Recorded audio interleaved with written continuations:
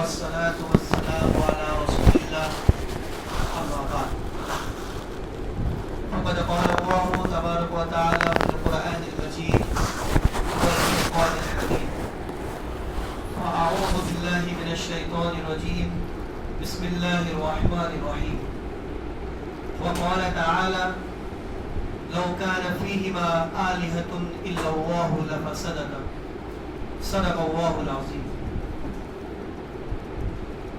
معزز سامعین، آج میں آپ تمام حضرات کے سامنے عقیدہ توحید کے متعلق کچھ عرض کروں گا کہ عقیدہ توحید کیا ہے.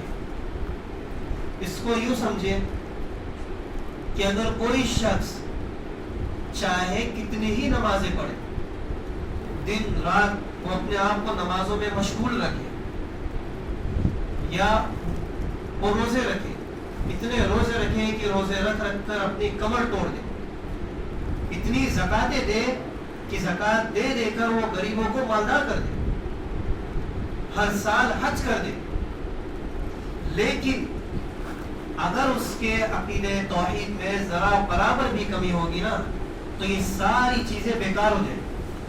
اس کا یہ نمازیں پڑھنا، یہ روزے رکھنا، یہ حج کرنا، یہ زکات دینا سب کا سب رائے گاہ ہو جائے گا، بیکار ہو جائے گا، ضائع ہو جائے گا. کس وجہ سے؟ صرف عقیدہ توحید میں کمی واقع. اب عقیدہ توحید کیا ہے؟ توحید کے معنی آتے ہیں کہ اللہ رب العزت کو ذات میں اور صفات میں ایک مان. اللہ تعالیٰ کو ذات اور صفات میں ایک ماننا. ذات کیا ہے؟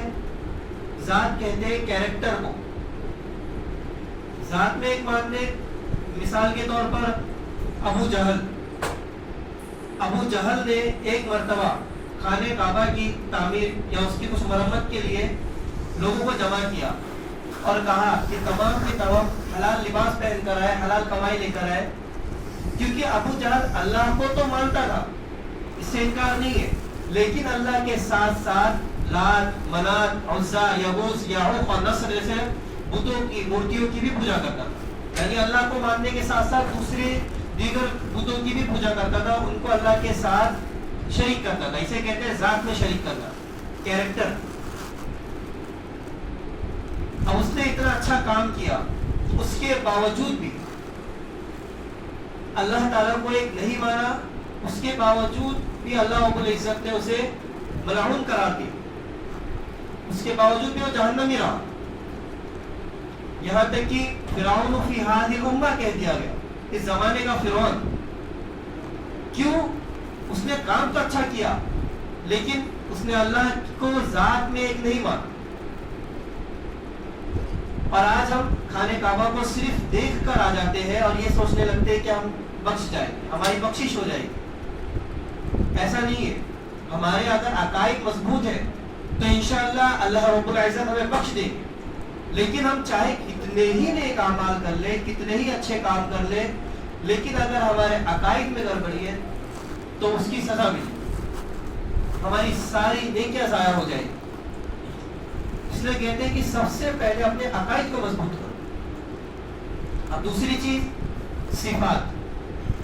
جو توحید کی دو باتیں ہیں، ایک ذات ایک صفات. اور صفات کہ اللہ تعالیٰ رازق ہے، اللہ تعالیٰ خالق ہے، یعنی اللہ تعالیٰ کی جو کوالٹیز ہیں کہ اللہ تعالیٰ یہ کام کرتے ہیں، رزق دینا، بارش برسانا، موت دینا، نفع نقصان دینا، یہ کام بھی اللہ تعالیٰ ہی کرتے ہیں. اللہ کے علاوہ کوئی ایسا نہیں ہے جو ان کاموں پر قدرت رکھتا ہے. جو کچھ بھی دنیا میں ہوتا ہے وہ اللہ رب العزت ہی کرتے ہیں. اللہ رب العزت نے ہی ہمیں پیدا کیا ہے. ہمارے خالق مالک سب کچھ صرف اور صرف اللہ ہے، اس کے علاوہ اور کوئی نہیں. اب یہ بات آ گئی کہ صفات اسے کہتے ہیں. اب صفات کی ایک مثال یوں سمجھیں کہ جیسے اللہ تعالیٰ ان تمام چیزوں پر قادر ہے. اس کے متعلق ایک ملحد نے، حضرت امام ابو حنیفہ رحمہ اللہ کے زمانے میں، اس نے کہا کہ یہ چیزیں جو ہے یہ سب خود بخود چلتی ہے، ان کو پیدا کرنے والا, ان کو چلانے والا, رزق دینے والا